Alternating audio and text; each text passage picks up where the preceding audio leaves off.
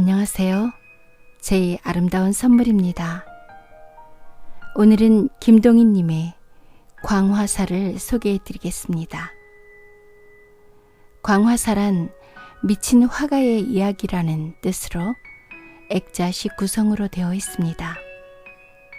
광기 어린 작곡가의 이야기를 다룬 그의 대표작 광염 소나타에서도 그렇듯 광화사는 완벽한 미인의 그림에 집착하는 화공의 이야기를 담아내어서 김동인의 미와 예술을 바라보는 관점과 열망을 표현하였습니다.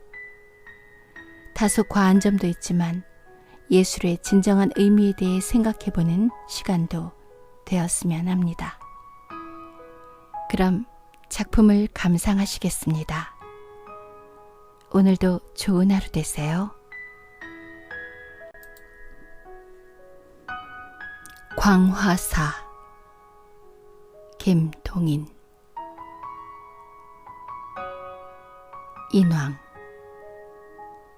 바위 위에 잔솔이 서고 아래는 이끼가 빛을 자랑한다.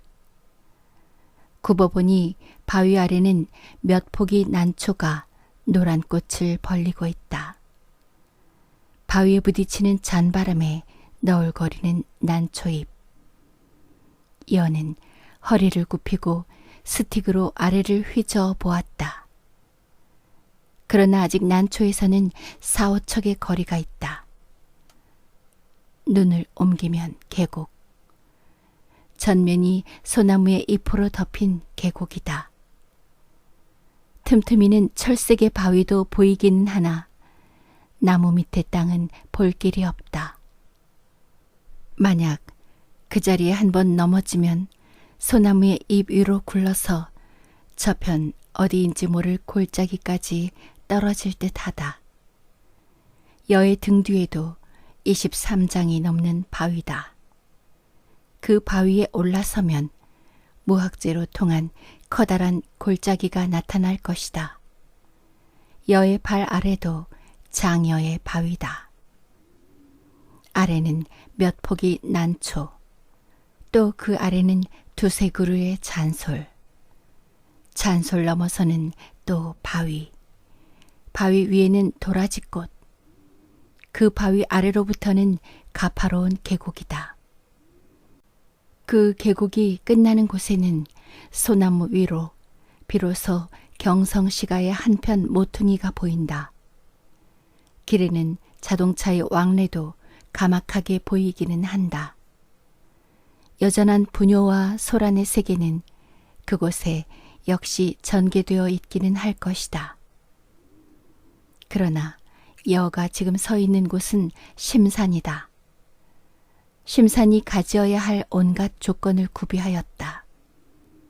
바람이 있고 암굴이 있고 산초산화가 있고 계곡이 있고 생물이 있고 절벽이 있고 난송이 있고, 말하자면 심산이 가져야 할 유수미를 다 구비하였다. 본시는 이 도회는 심산 중의 한 계곡이었다. 그것을 500년간을 갈고 닦고 지어서 오늘날의 경성부를 이룬 것이다. 이러한 협곡에 국도를 창건한 이태조의 본의가 어디 있었는지는 알 길이 없다. 그러나 오늘날의 한 산보객의 자리에서 보자면 서울은 세계에 유례가 없는 미도일 것이다. 도회에 거주하며 식후의 산보로서 푸대님체로 이러한 유수한 심산에 들어갈 수 있다는 점으로 보아서 서울의 백일 도회가 세계에 어디 다시 있으랴. 회흑색의 지붕 아래 고요히 누워있는 500년의 도시를 눈아래 굽어보는 여의 사위에는 온갖 고산식물이 난성하고 계곡에 흐르는 물소리와 눈아래 날아드는 기조들은 완연히 여로 하여금 등산객의 정취를 느끼게 한다. 여는 스틱을 바위 틈에 꽂아 놓았다. 그리고 굴러떨어지기를 면키 위하여 바위와 잔솔의 새에 자리 잡고 비스듬히 앉았다. 담배를 피우고 싶었으나 잠시의 산보를 여기고 담배도 안 가지고 나온 발이 더듬더듬 여기까지 미쳤으므로 담배도 없다. 시야의 한편에는 2, 3장의 바위, 다른 한편에는 푸르른 하늘, 그 끝으로는 솔잎이 서너 개 어렴풋이 보인다. 그윽이 코로 몰려 들어오는 송진 내음새, 소나무에 불리는 바람소리, 유숙히 짝이 없다. 여가 지금 앉아있는 자리는 개벽 이래로 과연 몇 사람이나 밟아보았을까? 이 바위 생긴 이래로 혹은 여가 맨 처음 발 대어본 것이 아닐까? 아까 바위를 기어서 이곳까지 올라오느라고 애쓰던 그런 맹랑한 노력을 하여본 바보가 여 이외에 몇 사람이나 있었을까? 그런 모험을 맛보기 위하여 심산을 찾는 용사는 많을 것이로되 결사적 인왕 등산을 한 사람은 그리 많으리라고 생각되지 않는다. 등 뒤 바위에는 암굴이 있다. 배암이라도 있을까 무서워서 들어가 보지는 않았지만 스틱으로 휘저어 본 결과로 두세 사람은 넉넉히 들어가 앉아 있음직하다. 이 암굴은 무엇에 이용할 수가 없을까? 음모의 도시 한양은 그새 500년간 별별 음흉한 사건이 연출되었다. 시가 끝에서 반시간 미만에 넉넉히 올 수 있는 이런 가까운 거리에 뚫린 암굴은 있는 줄 알기만 하였으면 혹은 음모에 이용되지 않았을까. 공상. 유수한 맛에 젖어 있던 여는 이 암굴 때문에 차차 불쾌한 공상에 빠지기 시작하려 한다. 온갖 음모, 그 뒤를 잇는 사륙, 모함, 방축, 이조 500년간의 추악한 모양이 여로 하여금 불쾌한 공상에 빠지게 하려 한다. 여는 황망히 이런 불쾌한 공상에서 벗어나려고 또 주머니에 담배를 뒤적이었다. 그러나 담배는 여전히 있을 까닭이 없었다. 다시 눈을 들어서 안화를 굽어보면 일면에 깔린 송초. 반짝, 봄의 한 줄기의 샘이다. 소나무 틈으로 보이는 그 샘은 아마 바위 틈을 흐르는 샘물인 듯 똘똘똘똘 들리는 것은 아마 바람소리겠지. 저렇듯 멀리 아래에 있는 샘의 소리가 이곳까지 들릴 리가 없다. 샘물. 저 샘물을 두고 한 개 이야기를 꾸미어 볼 수가 없을까? 흐르는 모양도 아름답거니와 흐르는 소리도 아름답고 그 맛도 아름다운 샘물을 두고 한 개 재미있는 이야기가 여의 머리에 생겨나지 않을까. 암굴을 두고 생겨나려던 음모 사륙의 불쾌한 공상보다 좀 더 아름다운 다른 이야기가 꾸미어지지 않을까. 여는 바위 틈에 꽂았던 스틱을 도로 뽑았다. 그 스틱으로서 여의 발 아래 바위를 가볍게 두드리면서 한 개 이야기를 꾸미어 보았다. 한 화공이 있다. 화공의 이름은 지어내기가 귀찮으니 신라 때의 화성의 이름을 차용하여 솔거라 하여두자. 시대는 이 안하에 보이는 도시가 가장 활기있고 아름답던 시절인 세종 성주의 대쯤으로 하여둘까. 백악이 흘러내리다가 맺힌 곳, 거기는 한양의 정기를 한 몸에 지닌 경복궁 대궐이 있다. 이 대궐의 북문인 신모문 밖 우거진 뽕밭 새에 한 중로의 사나이가 오뇌스런 얼굴을 하고 숨어 있다. 화공 솔거였다.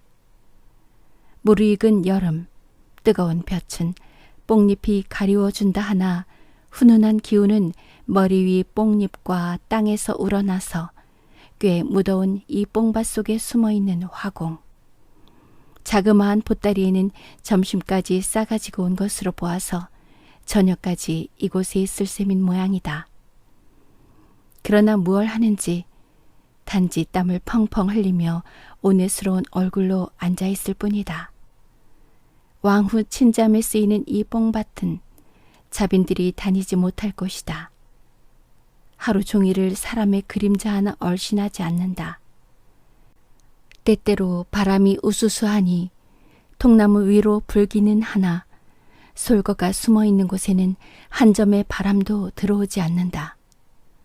이 무더운 속에 솔거는 바람이 불 적마다 몸을 흠칫흠칫 놀라며 그러면서도 무엇을 기다리는 듯이 뽕나무 그루 아래로 저편 앞을 주시하곤 한다. 이윽이 석양이 무학을 넘고 이 도시도 황혼이 들었다. 날이 어둡기를 기다려서 이 화공은 몸을 숨겨가지고 거기서 나왔다. 오늘은 헛길, 내일이나 다시 볼까? 한숨을 쉬면서 제 오막살이를 찾아 돌아가는 화공. 날이 벌써 꽤 어두웠지만 그래도 아직 저녁빛이 약간 남은 곳에 내어놓은 이 화공은 세상에 보기 드문 추악한 얼굴의 주인이었다. 코가 질병자루 같다. 눈이 퉁방울 같다. 귀가 박죽 같다. 입이 나발통 같다. 얼굴이 두꺼비 같다. 소위 추한 얼굴을 형용하는 온갖 형용사를 한 얼굴에 지닌 흉한 얼굴의 주인으로서 그 얼굴이 또한 굉장히도 커서 멀리서 볼지라도 그 존재가 완연하리만 하다. 이 얼굴을 가지고는 백주에는 나다니기가 스스로 부끄러울 것이다. 아닌 게 아니라 솔거는 철이 든 이래 아직껏 백주의 사람 틈에 나다닌 일이 없었다. 일찍이 16살에 스승의 중매로서 어떤 양가 처녀와 결혼을 하였지만 그 처녀는 솔거의 얼굴을 보고 기절을 하고 기절에서 깨어나서는 그냥 집으로 도망쳐버리고 그 다음에 또 한번 장가를 들어보았지만 그 색시 역시 첫날 밤만 정신 모르고 치른 뒤에는 이튿날은 무서워서 죽어도 같이 못 살겠노라고 부모에게 떼를 써서 두 번째의 비극을 겪고 이러한 두 가지의 사변을 겪고 난 뒤에는 솔거는 차차 여인이라는 것을 보기를 피하여 오다가 그 궤벽이 점점 자라서 나중에는 일체로 사람이란 것의 얼굴을 대하기가 싫어졌다. 사람을 피하기 위하여 그리고 또한 일방으로는 화도에 정진하기 위하여 인가를 떠나서 백악의 숲속에 조그만 오막살이를 하나 틀고 거기 숨은 지 근 30년 생활에 필요한 물건 혹은 그림에 필요한 물건을 구하기 위하여 부득이 거리에 나가야 할 필요가 있을 때는 반드시 밤을 택하였다. 피할 수 없이 낮에 나갈 때는 박립을 쓰고 그 위에 얼굴을 배로 가리었다. 화도에 발을 들여놓은 지 근 40년. 부득이한 금욕생활, 부득이한 은둔생활을 경영한 지 30년. 여인에게로 소모되지 못한 정력은 머리로 모이고 머리로 모인 정력은 손끝으로 벗어서 종이에 비단에 갈겨 던진 그림이 벌써 수천 점. 처음에는 그 그림에 대하여 아무 불만도 느껴보지 않았다. 하늘에서 타고난 천분과 스승에게서 얻은 훈련과 저축된 정력의 소산인 한 장의 그림이 생겨날 때마다 그것을 보면서 스스로 만족히 여기고 스스로 자랑스러이 여기던 그였다. 그러나 그런 과정을 밟기 20년에 차차 그의 마음에 움돋은 불만. 그것은 어떻게 보자면 화도에는 이단적인 생각일는지도 모를 것이다. 좀 다른 것은 그릴 수가 없는가. 산이다, 바다다, 나무다, 시내다, 지팡이 잡은 노인이다, 달이다, 혹은 돛단배다, 꽃이다, 과, 즉 달이다, 소다, 목동이다. 이 밖에 그가 아직 그려본 것이 무엇이었던가? 유언한 맛. 단 한 가지밖에 없는 전통적 그림보다 좀 더 다른 것을 그려보고 싶다. 아직껏 스승에게 배운 바에 백발백념의 노옹이나 피리 부는 목동 이외에 좀 더 얼굴에 움직임이 있는 사람을 그려보고 싶다. 표정이 있는 얼굴을 그려보고 싶다. 이리하여 재래의 수법을 아낌없이 내어 던진 솔거는 그로부터 10년간을 사람의 표정을 그리느라고 세월을 보냈다. 그러나 사람의 세상을 멀리 떠나서 따로이 사는 이 화공에게는 사람의 표정이 기억에 가막다. 상인들의 간특한 얼굴, 행인들이 덜 무표정한 얼굴, 새꾼들의 싱거운 얼굴. 그새 보고 지금도 대할 수 있는 얼굴은 이런 따위뿐이다. 좀 더 색채다른 표정은 없느냐? 색채다른 표정, 색채다른 표정.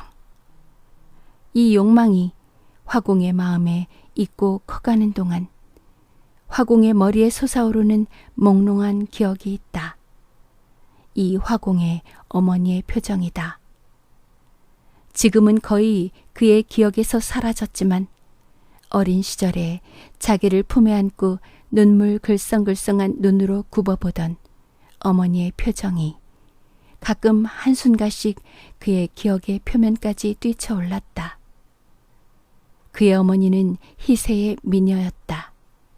대대로 이후의 자손의 미까지 모두 미리 빼앗았던지 세상에 드문 미인이었다. 화공은 이 미녀의 유복자였다. 아비 없는 자식을 가슴에 부담고 눈물 머금은 눈으로 굽어보던 표정. 철이 든 이래로 자기를 보는 얼굴에서는 모두 경악과 공포밖에는 발견하지 못한 이 화공에게는 40여 년 전의 어머니의 사랑에 아름다운 얼굴이 때때로 몸서리치도록 그리웠다. 그것을 그려보고 싶었다. 커다란 눈에 그득히 담긴 눈물. 그러면서도 동경과 애무로서 빛나던 눈. 입가에 떠오르던 미소. 번개와 같이 순간적으로 심한에 나타났다가는 사라지는 이 환영을 화공은 그려보고 싶었다. 세상을 피하고 세상에서 숨어 살기 때문에 차차 비뚤어진 이 화공의 괴벽한 마음에는 세상을 그리는 정열이 또한 그만치 컸다. 그리고 그것이 크면 크니만치 마음속으로 늘 울분과 분만이 차 있었다. 지금도 세상에서는 한창 계집 사내들이 서로 부둥켜 안고 좋다고 야단할 것을 생각하고는 음울한 얼굴로 화피를 뿌리는 화공. 이러한 가운데서 나날이 괴벽하여 가는 이 화공은 한개 미녀상을 그려보고자 노심하였다. 처음에는 단지 아름다운 표정을 가진 미녀를 그려보고자 하였다. 그러나 미녀를 가까이 본 일이 없는 이 화공이 마음대로 되지 않는 붓 끝에 역정을 내며 애쓰는 동안 차차 어느덧 미녀상에 대한 관념이 달라갔다. 자기의 아내로서의 미녀상을 그려보고 싶어졌다. 세상은 자기에게 아내를 주지 않는다. 보면 한 마리의 곤충, 한 마리의 날짐승도 각기 짝을 찾아 즐기고 짝을 찾아 좋아하거늘 만물의 영장인 사람이 짝 없이 50년을 보냈다 하는 데 대한 분만이 일어났다. 세상 놈들은 자기에게 한 짝을 주지 않고 세상 계집들은 자기에게 오려는 자가 없이 홀몸으로 일생을 보내다가 언제 죽는지도 모르게 이 산골에서 죽어버릴 생각을 하면 한심하기보다 도리어 이렇듯 박정한 사람의 세상이 미웠다. 세상이 주지 않는 아내를 자기는 자기의 붓끝으로 만들어서 세상을 비웃어 주리라. 이 세상에 존재한 가장 아름다운 계집보다도 더 아름다운 계집을 자기 붓끝으로 그리어서 못나고도 아름다운 채하는 세상 계집들을 웃어주리라. 덜난 계집을 아내로 맞아 가지고 천하의 절색이라 믿고 있는 사내놈들도 깔보아 주리라. 4~5명의 처첩을 거느리고 좋다구나고 춤추는 헛놈들도 굽어 보아 주리라. 미녀, 미녀. 눈을 감고 생각하고 눈을 뜨고 생각하고 머리를 움켜쥐고 생각해보나 미녀의 얼굴이 어떤 것인지 알 수가 없었다. 물론 얼굴에 철효가 없고 이목구비가 제대로 놓였으면 세상 보통의 미인이라 한다. 그런 얼굴에 연지나 그리고 눈에 미소나 그려놓으면 더 아름다워지기는 할 것이다. 임한 것은 상상의 눈으로도 볼 수가 있는 자며 붓끝으로 그릴 수도 없는 바가 아니다. 그러나 가만 어린 시절의 어머니의 얼굴을 순영적으로나마 기억하는 이 화공으로서는 그런 미녀로는 만족할 수가 없었다. 온회와 분만 중에서 흐르는 세월은 1년 또 1년 무위히 흘러간다. 미녀의 아랫동이는 그려진 지 벌써 수년. 그 아랫동이 위에 올려놓일 얼굴은 어떻게 하여야 할지 짐작도 가지 않았다. 화공의 오막살이 방 안에 들어서면 맞은편에 걸려있는 한 폭 그림은 언제든 어서 목과 얼굴을 그려주기를 기다리는 듯이 화공을 힐책한다. 화공은 이것을 보기가 거북하였다. 특별한 일이라도 있기 전에는 낮에 거리에 나다니지를 않던 이 화공이 흔히 얼굴을 싸매고 장안을 돌아다녔다. 행여나 길에서라도 미녀를 만날까 하는 요행심으로였다. 길에서 순간적으로라도 마음에 드는 미녀를 볼 수만 있으면 그것을 머리에 똑똑히 캐치하여 그 기억으로서 화상을 그릴까 하는 요행심으로. 그러나 내외법이 심한 이 도회에서 대낮에 양가의 부녀가 얼굴을 내놓고 길을 다니지 않았다. 계집이라는 것은 하인배나 하류배뿐이었다. 하인배, 하류배에도 때때로 미녀라 일컬을 자가 있기는 있었다. 그러나 아무리 산뜻한 미를 갖기는 했다 하나 얼굴에 흐르는 표정이 더럽고 비열하여 캐치할 만한 자가 없었다. 얼굴을 싸매고 거리로 방황하며 혹은 계집들이 많이 모이는 우물가며 저자를 비슬비슬 방황하며 어찌어찌하여 약간 이쁜 듯한 계집이라도 보이면 따라가면서 얼굴을 연구해보고 했으나 마음에 드는 미녀를 지금껏 얻어내지를 못하였다. 혹은 심규에는 마음에 드는 계집이라도 있을까? 심규. 한번 심규의 계집들을 모조리 눈앞에 버려 세우고 얼굴 검사를 하여 보았으면. 초조하고 성가신 가운데서 나를 보내고 나를 맞으면서 미녀를 구하던 화공은 마지막 수단으로 친잠 상원에 들어가서 채상하는 궁녀의 얼굴을 얻어보려 하였다. 그러나 불행히도 화공의 모험도 헛길로 돌아가고 그날은 채상을 하러 오지도 않았다. 그러나 때에 바야 흐로 누의 시절이라 길만성 있게 기다리노라면 궁녀에 오는 날도 있을 것이다. 미녀. 아내의 얼굴을 그리려는 욕망에 열이 오르고 독이 난 이 화공은 그 이튿날도 또 뽕밭에 들어가 숨었다. 숨어 기다리지 않을 수가 없었다. 그로부터 한 달, 화공은 나날이 점심을 싸가지고 상원으로 갔다. 그러나 저녁 때 제 오막살이로 돌아올 때는 언제든 그의 입에서는 기다란 탄식성이 나왔다. 궁녀를 못 본 바가 아니었다. 마치 여기 숨어있는 화공에게 선보이려는 듯이 나날이 궁녀들은 벌가라 왔다.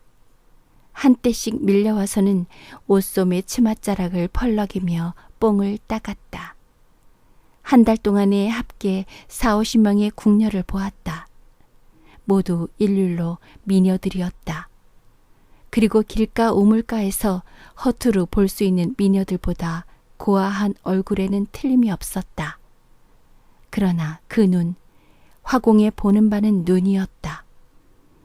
그 눈에 나타난 애무와 동경이었다. 철철 넘어 흐르는 사랑이었다. 그것이 궁녀에게는 없었다.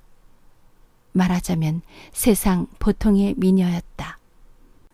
자기에게 계집을 주지 않는 고약한 세상에게 보복하는 의미로 절세의 미녀를 차지하고자 하는 이 화공의 커다란 야심으로서는 그만 따위의 미녀로 만족할 수가 없었다. 오막살이로 돌아올 때마다 그의 입에서 나오는 기다란 한숨.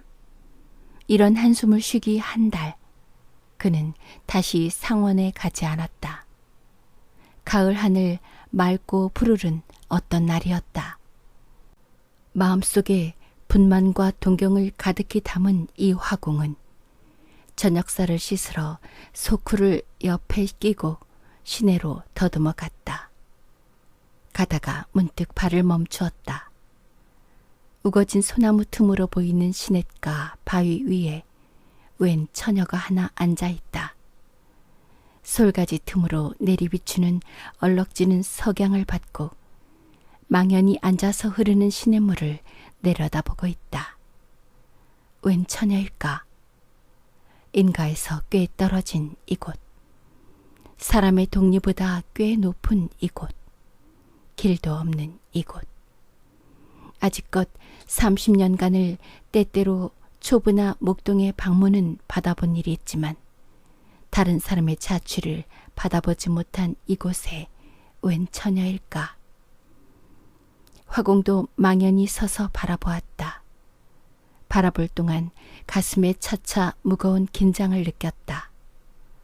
한 걸음 두 걸음 화공은 발소리를 감추고 나아갔다. 차차 그 상거가 가까워 감을 따라서 분명하여가는 처녀의 얼굴. 화공의 얼굴에는 피가 떠올랐다. 세상에 드문 미녀였다. 나이는 17, 18.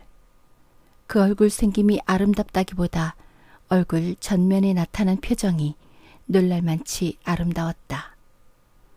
흐르는 시내에 눈을 부었는지 귀를 기울였는지 하여간 처녀의 온 주의력은 시내에 모여 있다.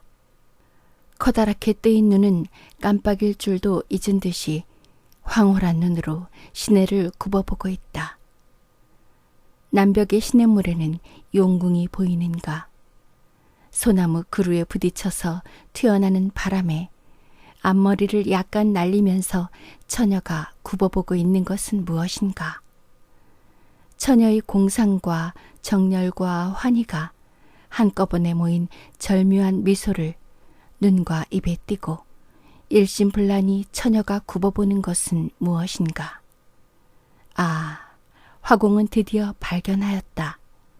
그새 10년간을 여항의 길거리에서 혹은 우물가에서 내지는 친잠 상원에서 발견하여 보려고 애쓰다가 종래에 달하지 못한 놀랄만한 아름다운 표정을 화공은 뜻 안한 여기서 발견하였다. 화공은 걸음을 빨리 하였다. 자기의 얼굴이 얼마나 더럽게 생겼는지, 이 처녀가 자기를 쳐다보면 얼마나 놀랄지 이 점을 온전히 잊고 걸음을 빨리 하여 처녀의 쪽으로 갔다. 처녀는 화공의 발소리에 머리를 번쩍 들었다. 화공을 바라보았다. 그 무한히 먼 곳을 바라보는 듯한 기묘한 눈을 들어서 가슴이 무득하여 무슨 말을 하여야 할지 망설이며 화공이 반벙어리 같은 소리를 할 때에 처녀가 먼저 입을 열었다. 여기가 어디오니까? 여기가 어디? 여기는 인왕산록, 이름도 없는 곳이지만 너는 웬 색시냐? 네. 문득 떠오르는 적적한 표정. 더듬더듬 시내를 따라왔습니다. 화공은 머리를 기울였다. 몸을 움직여 보았다. 무한히 먼 곳을 바라보는 듯한 처녀의 눈은 그냥 움직임 없이 커다랗게 뜨여 있기는 하지만 어디를 보는지 무엇을 보는지 알 수가 없다. 드디어 화공은 부르짖었다. 너 앞이 보이느냐? 소경이 올시다. 소경이었다. 눈물 머금은 소리로 하는 이 대답을 듣고 화공은 좀 더 가까이 갔다. 앞도 못 보면서 어떻게 뭘 하려 얘까지 왔느냐? 처녀는 머리를 푹 수그렸다. 무슨 대답을 하는 듯 하였으나 화공은 알아듣지 못하였다. 그러나 화공으로 하여금 저기 호기심을 잃게 한 것은 처녀의 얼굴에 아까와 같은 놀라운 매력 있는 표정이 없어진 것이었다. 그만하면 보기 드문 미인임에는 틀림이 없다. 그러나 아까 화공이 그렇듯 놀란 것은 단지 미인인 탓이 아니었다. 그 얼굴에 나타난 놀라운 매력에 끌린 것이었다. 불상도 하지. 저녁도 가까워 오는데 어둡기 전에 집으로 내려가거라. 이만치 하여 화공은 처녀를 포기하려 하였다. 이 말에 처녀가 응하였다. 어두운 것은 탓하지 않습니다마는 황혼이 매우 아름답다지요? 그럼 아름답고 말고. 어떻게 아름답습니까? 황금빛이 서산에서 줄기줄기 비추이는구나. 거기 새빨갛게 물든 천하, 푸르른 소나무도 남빛 바위도 검붉은 나무 그루도 모두 황금빛에 잠겨서. 황금빛은 어떤 것이고 새빨간 빛과 붉은 빛이며 남빛은 모두 어떤 빛이옵니까? 밝은 세상이라지만 밝은 빛과 붉은 빛이 어떻게 다르십니까? 이 산 경치가 아름답다는 소문을 듣고 더듬어 왔습니다마는 바람소리, 돌물소리, 귀로 들리는 소리밖에는 어디가 아름다운지 알 수가 없습니다.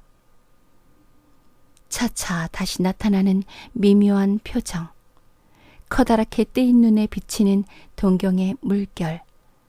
일단 사라졌던 아름다운 표정은 다시 생기기 비롯하였다. 화공은 드디어 처녀의 맞은편에 가앉았다. 이 샘줄기를 따라 내려가면 바다가 있고 바닷속에는 용궁이 있구나. 칠색 비단을 감은 기둥과 비추를 아로새긴 돛돌이며 황금으로 만든 풍경, 진주로 꾸민 문설주. 마주 앉아서 엮어내리는 이 화공의 이야기에 각일각 더욱 황홀하여 가는 처녀의 눈이었다. 화공은 드디어 이 처녀를 자기의 오막살이로 데리고 돌아갈 궁리를 하였다. 네, 용궁 이야기를 들려주마. 너의 집에서 걱정만 안 하실 것 같으면. 화공이 이렇게 꼬일 때에 처녀는 그의 커다란 눈을 들어서 유원히 하늘을 우러러 보면서 자기네 부모는 병신딸 따위는 없어져도 근심을 안 한다고 쾌히 화공의 뒤를 따랐다. 일사천리로 여기까지 밀려오던 여의 공상은 문득 중단되었다. 이야기를 어떻게 진전시키나. 잡념이 일어난다. 동시에 여의 귀에 들려오는 한 절의 유행가. 여는 머리를 들었다. 저편 뒤 어디 자빈들이 온 모양이다. 그 부녀가 무의식 중에 귀로 들어와서 여의 집중되었던 머리를 헤쳐놓는다. 귀찮은 가사들이여, 저주받을 가사들이여. 이 저주받을 가사들 때문에 중단된 이야기는 좀채 다시 모이지 않았다. 그러나 결말 없는 이야기가 어디 있으랴. 되었던 결말은 지어야 할 것이 아닌가. 그러면 그 화공은 처녀를 데리고 제 오막살이로 돌아와서 용궁 이야기를 들려주면서 그동안에 처녀의 얼굴을 그대로 그려서 10년 내의 숙망을 성취하였다는 결말로 맺어 버릴까. 그러나 이런 싱거운 결말이 어디 있으랴. 결말이 되기는 되었지만 이따위 결말을 짓기 위하여 그런 서두는 무의미한 자다. 그럼 다르게 결말을 맺어볼까? 화공은 처녀를 제 오막살이로 데리고 돌아왔다. 그리고 처녀에게 용궁 이야기를 들려주었다. 그러나 아까 용궁 이야기로 초벌 들은 처녀는 이번은 그렇듯 큰 감흥도 느끼지 않는 모양으로 그다지 신통한 표정도 보이지 않았다. 화공의 계획은 수포로 돌아갔다.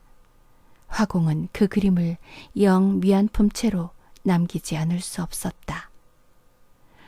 역시 마음에 들지 않는 결말이다. 그럼 또다시. 화공은 처녀를 데리고 돌아왔다.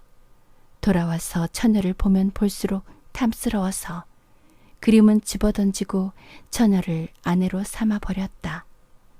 앞을 못 보는 처녀는 이 추하게 생긴 화공에게도 아무 불만이 없이 일생을 즐겁게 보냈다. 그림으로나 아내를 얻으려던 화공은 절세의 미녀를 아내로 얻게 되었다. 역시 불만이다. 귀찮고 성가시다. 저주받을 유행가사여. 여는 일어났다. 감흥을 잃은 이 자리에 그냥 앉아있기가 싫었다. 그냥 들리는 유행가. 그것이 안 들리는 곳으로 자리를 옮기자. 굽어봄에 저 멀리 소나무 틈으로 한 줄기 번득이는 것은 아까의 샘물이다. 그 샘물로 가장 이 이야기의 원천이 된 그 샘으로 내려가자. 벼랑을 내려가기는 올라가기보다 더 힘들었다. 올라가는 것은 올라가다가 실수하여 떨어지면 과즉 제자리에 내린다. 그러나 내려가다가 발을 실수하면 어디까지 구울러 갈지 예측할 길이 없다. 잘못하다가는 청운동 어구까지 구울러 갈는지도 모를 일이다. 게다가 올라갈 때에는 도움이 되던 스틱조차 내려갈 때에는 귀찮기 짝이 없다. 반각이나 걸려서 여는 드디어 그 샘가에 도달하였다. 샘가에는 과연 한 개의 바위가 사람 하나 앉기 좋을 만한 자리가 있다. 이 바위가 화공이 쌀 씻던 바위일까? 처녀가 앉아서 공상하던 바위일까? 그 아래를 깊은 남벽으로 알았더니 겨우 한 뼘 미만의 얕은 물로써 바위 위를 기운 없이 뚫뚫 흐르고 있다. 그러나 이 골짜기는 고요하기 짝이 없다. 바람소리도 멀리 위에서만 들린다. 그리고 소나무와 바위에 둘러싸여서 꽤 음침한 이 골짜기는 옛날 세상을 피한 화공이 즐겨 하였음직하다. 자, 그러면 이 골짜기에서 아까 그 이야기의 꼬리를 마저 지을까? 화공은 처녀를 데리고 오막살이로 돌아왔다. 그의 마음은 너무도 긴장되고 또한 기뻐서 저녁도 짓기 싫었다. 들어와 봄에 벌써 여러 해를 멀리 달리기를 기다리는 족자의 여인의 몸집조차 흔연히 화공을 맞는 듯하였다. 자, 거기 앉아라. 수년간 화공을 힐책하던 머리 없는 그림이 화공의 앞에 펴졌다. 단청도 준비되었다. 터질 듯 울렁거리는 마음으로 폭 앞에 자리를 잡은 화공은 빛이 비추이도록 남향으로 처녀를 앉히고 손으로는 붓을 적시며 이야기를 꺼내었다. 벌써 황후는 이제 얼마 남지 않은 오늘 해로서 숙망을 달하려 하는 것이었다. 10년간을 벼르기만 하면서 착수를 못하기 때문에 저축되었던 화공의 힘은 손으로 모였다. 그러고는 알겠지? 눈으로는 처녀의 얼굴을 보며 입으로는 용궁 이야기를 하며 손은 번개같이 붓을 둘렀다.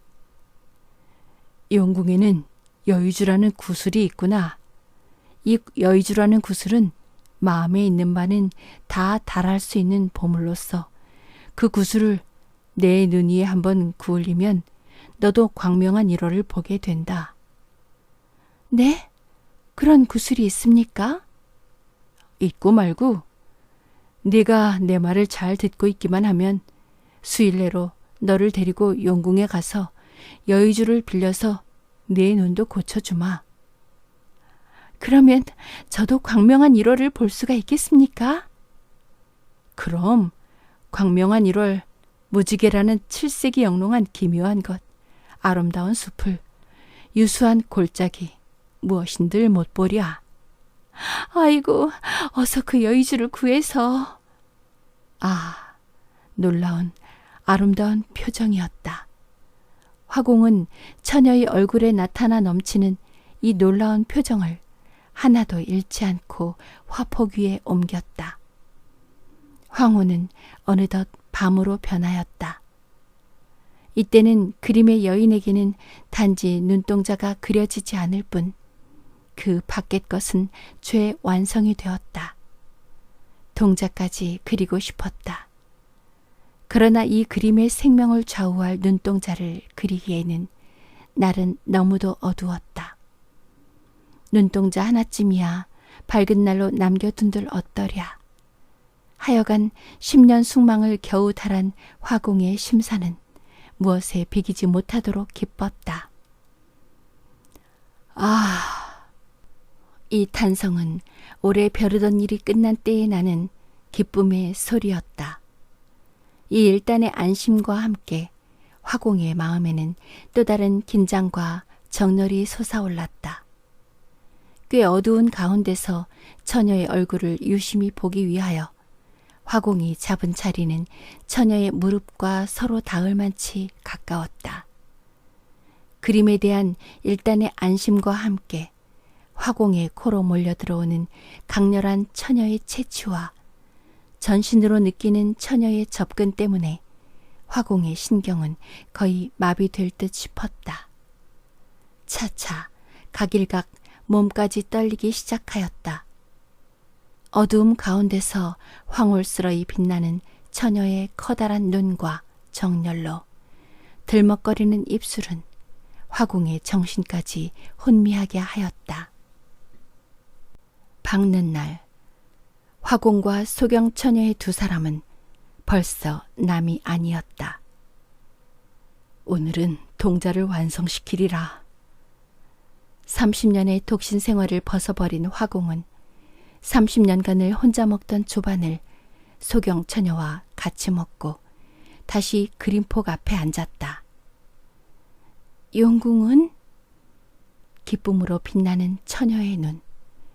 그러나 화공의 신미안에 비친 그 눈은 어제의 눈이 아니었다. 아름답기는 다시 없는 아름다운 눈이었다. 그러나 그 눈은 사내의 사랑을 구하는 여인의 눈이었다. 병신이라 숨어봤던 전생을 벗어버리고 어젯밤 처음으로 인생의 봄을 맛본 처녀는 이제는 한 개의 그 지엄이의 눈이요, 한 개의 애욕의 눈이었다. 용궁은? 용궁에 어서 가서 여의주를 얻어서 제 눈을 띄워주세요. 밝은 천지도 천지려니와 당신이 어서 눈뜨고 보고 싶어. 어젯밤 잠자리에서 자기는 24살 난 풍신 좋은 사내라고 자랑한 화공의 말을 그대로 믿는 소경처녀였다. 얻어주지. 그 칠색이 영롱한. 그 칠색도 어서 보고 싶어요. 그래. 좌우간 지금 머리로 생각해보란 말이야.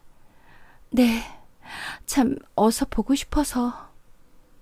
굽어보면 무릎 앞의 그림은 어서 한 점 동자를 찍어주기를 기다리고 있다. 그러나 소경의 눈에 나타난 것은 아름답기는 아름다우나 그것은 애욕의 표정에 지나지 못하였다. 그런 눈을 그리려고 10년을 고심한 것이 아니었다. 자, 용궁을 생각해봐. 생각이나 하면 뭐랍니까? 어서 이 눈으로 보아야지. 생각이라도 해보란 말이야. 짐작이 가야 생각도 하지요. 어제 생각하던 대로 생각을 해봐. 네. 화공은 드디어 역정을 내었다. 자, 용궁. 네. 용궁을 생각해봐. 그래, 용궁이 어때? 칠색이 영롱하고요. 그래, 또 황금 기둥, 아니 비단으로 싼 기둥이 있고요. 또 푸른 진주가 아니야.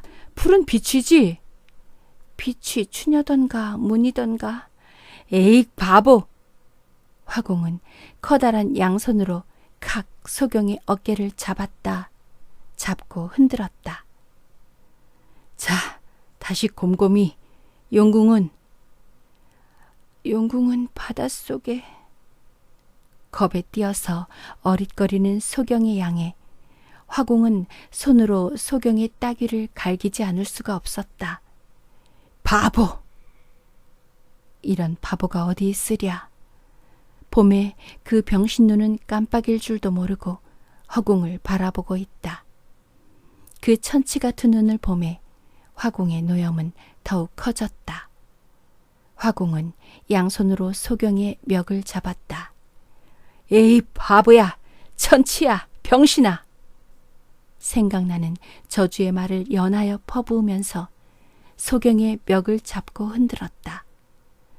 그리고 병신다이 멀겋게 뜨인 눈자 위에 원망의 빛깔이 나타나는 것을 보고 더욱 힘있게 흔들었다. 흔들다가 화공은 탁 그 손을 놓았다. 소경의 몸이 너무도 무거워졌으므로. 화공의 손에서 놓인 소경의 몸은 손을 뒤솟은 채 번뜩 나가 넘어졌다. 넘어지는 서슬에 벼루가 전복되었다. 뒤집어진 벼루에서 튀어나온 먹방울이 소경의 얼굴에 덮였다. 깜짝 놀라서 흔들어 보매 소경은 벌써 이 세상의 사람이 아니었다. 화공은 어찌할 줄을 몰랐다. 망지소조하여 허든거리던 화공은 눈을 뜻없이 자기의 그림 위에 던지다가 소리를 내며 자빠졌다. 그 그림의 얼굴에는 어느덧 동자가 찍히었다. 자빠졌던 화공이 좀 정신을 가다듬어 가지고 몸을 겨우 일으켜서 다시 그림을 보매 두 눈에는 완연히 동자가 그려진 것이었다. 그 동자의 모양이 또한 화공으로 하여금 다시 덜썩 엉덩이를 붙이게 하였다. 아까 소경 처녀가 화공에게 멱을 잡혔을 때에 그의 얼굴에 나타났던 원망의 눈. 그림의 동자는 완연히 그것이었다. 소경이 넘어지는 서슬에 벼루를 엎는다는 것은 기이할 것도 없고 벼루가 엎어질 때에 먹방울이 튄다는 것도 기이하다 할 수도 없지만 그 먹방울이 어떻게 그렇게도 기묘하게 떨어졌을까?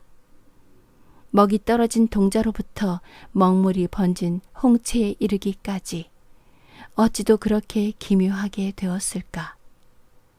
한편에는 송장, 한편에는 송장의 화상을 놓고 망연히 앉아있는 화공의 몸은 스스로 멈출 수 없이 와들와들 떨었다. 수일 후부터 한양성 내에는 괴상한 여인의 화상을 들고 음울한 얼굴로 돌아다니는 늙은 광인 하나가 생겼다. 그의 내력을 아는 사람이 없었고 그의 근본을 아는 사람이 없었다. 그 괴상한 화상을 너무도 소중히 여기므로 사람들이 보고자 하면 그는 길을 써서 보이지 않고 도망하여 버리고 한다. 이렇게 수년간을 방황하다가 어떤 눈보라치는 날 돌베개를 베고 그의 일생을 마감하였다. 죽을 때도 그는 그 족자는 깊이 품에 품고 죽었다. 늙은 화공이여, 그대의 쓸쓸한 일생을 이어는 조상하노라. 여는 지팡이로써 물을 두어 번 저어보고 고즈넉이 몸을 일으켰다. 우러러 봄에 여름의 석양은 벌써 백악 위에로서 춤추고 이 천고의 계곡을 산새가 남북으로 건넌다. 출전 야담 1 1935년 12월